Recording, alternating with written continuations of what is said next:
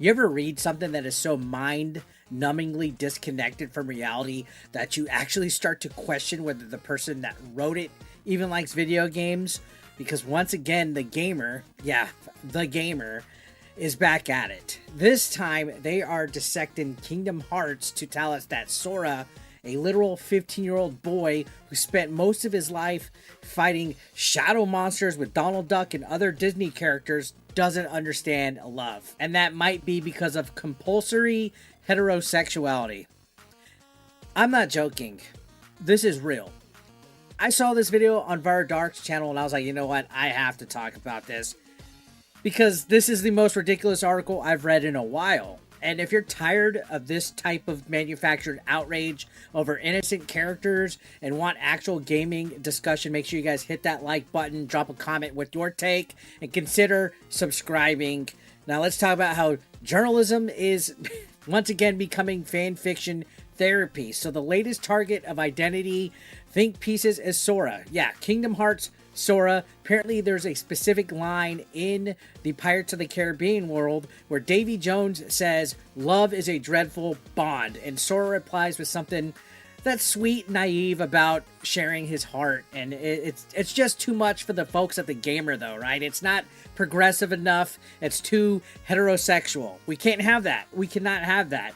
Their argument, and they're saying this, is that Sora's vague understanding of love means he might be struggling with his identity and is possibly a victim of, you guess it, compulsory heterosexuality.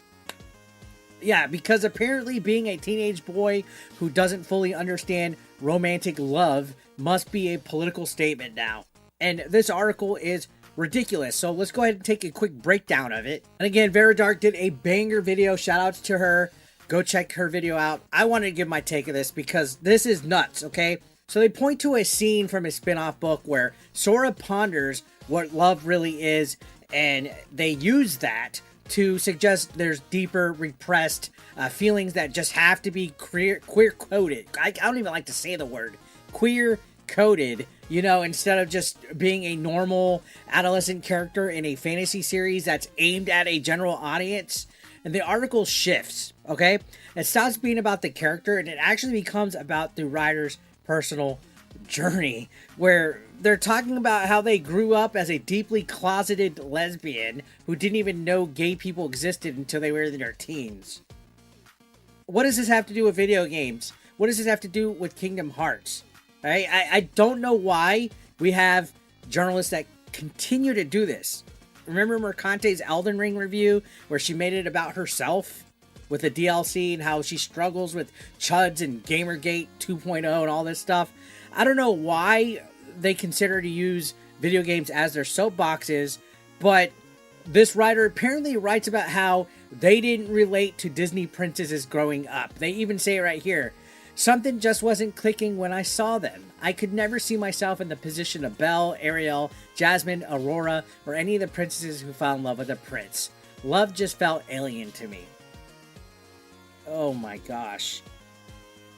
And they went on to say that Sora basically mirrors their personal experience, which again, cool, relate however you want to something. I'm still going to call it out if it's cringe. Let's not pretend that a teenage JRPG protagonist who doesn't immediately fall in love with someone must be confused about his orientation. But that's what the gamer wants to pretend. And this is the kind of thing that is a core issue with modern game journalism, honestly. They project personal narratives onto established characters like Link, like Sora. I mean, at this point, what character hasn't been put some kind of weird political commentary on top of it? This is the core issue, all right, that we have with modern game journalism. They project personal narratives onto established characters like Link, Sora, you name it, and then they get mad when the story doesn't reflect that, okay? You're not analyzing Kingdom Hearts anymore at this point when you're writing this kind of nonsense article. You're rewriting it to reflect your personal beliefs and then calling the original creators wrong for not agreeing with whatever's your headcanon.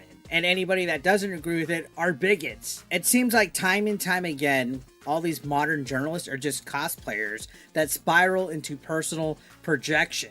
Again, the writer of this article talks about growing up being closeted, not relating to Disney romances, and then they conclude that the uncertainty of Sora must come from the same place, which is that buzzword, that compulsory heterosexuality. And again, I'm not here to dismiss anybody's personal journey, but projecting that onto a fictional character and then criticizing the creators in the same article for not matching that projection is just absurd, okay? Especially when the criticism implies that any portrayal of traditional romance is inherently wrong or forced by society, which is what they go on this weird tangent in this article. And I get it, freedom of speech, you can form your opinion, but this is not critique, okay?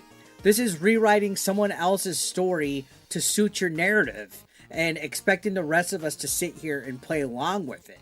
Okay, these are the same voices, right? Writers like this are the same voices that constantly preach about fluid identity and respecting people's personal journeys and their proper pronouns or their preferred pronouns and stuff.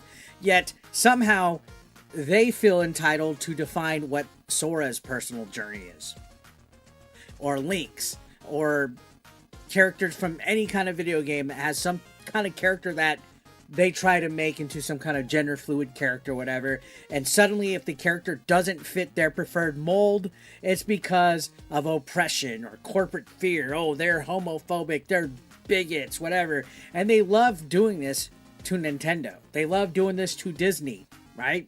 The gamer has already previously claimed in other articles, like one that I covered, it literally was titled "Zelda has always been queer," ignoring the actual words, actions, and developer statements about Link. Link is a male character. He's always been referred to as a man, but apparently we can't have that. That's too hetero, right? And now with Sora, he's only straight and doesn't understand love because of compulsory heterosexuality is being forced upon him. How is this not cringe? I can't be alone in cringing on this, right? The wildest part of all this, though, is that by not boxing Sora into a romantic arc is exactly what makes his character more universal. His journey isn't about falling in love with someone. It's about loyalty, connection, friendship, sacrifice. Those are the themes that people of all backgrounds can connect with, regardless of their sexuality. And let's be honest, if Square Enix had forced in a love interest in this game, those same critics would have complained that it felt forced still, or some kind of other buzzword that I can't even think of the top of my head. Ultimately, there's no winning with this crowd, okay? Because it's never been about storytelling. It's about controlling the narrative, which is why there's companies like Sweet Baby Inc. and so forth that try to consult narratives and stuff so they don't offend anybody, so that there's no compulsory heterosexuality, right? And in the games, in Kingdom Hearts, Sora themselves as a character, they literally share their heart, literally and metaphorically, with the people all around him, okay? That's what makes his character beautiful, I would say, and it doesn't need to be reduced to, well, he's not kissing anyone yet, so he must be confused about whether he likes boys or girls, or he's, you know, oppressed or repressed or whatever the hell you want to call it. That's absurd. That's literally lowering the quality of a great story that Kingdom Hearts has. So this is where I get frustrated with gaming, and I think a lot of you do too, okay? Gaming media used to be about video games. Remember that? The good old days?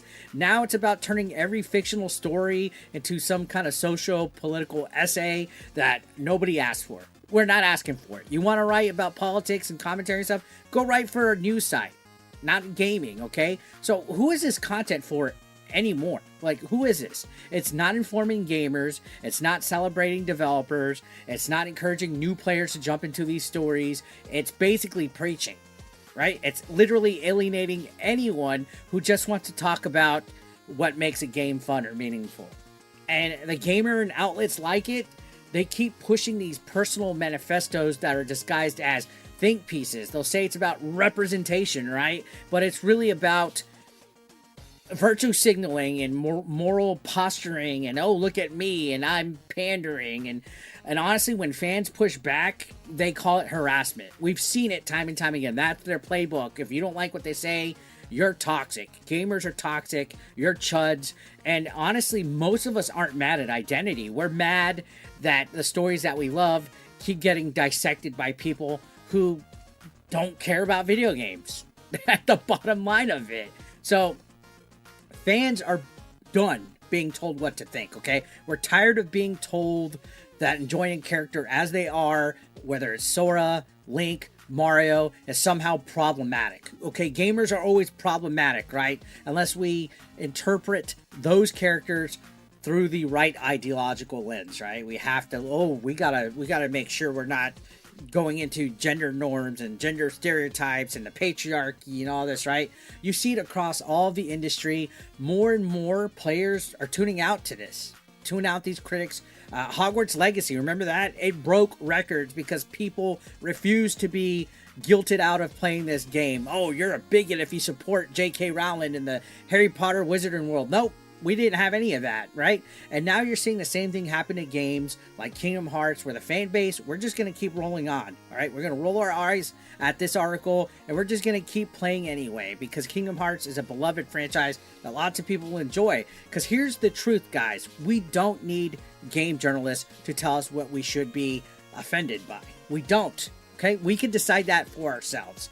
So to wrap this up, no, Sora doesn't need to understand love the way that this writer for this article wants him to. Nope, Link is not secretly a non-binary symbol that's always been queer and is against gender norms. And no, you're not a bad person for enjoying these characters just as they are.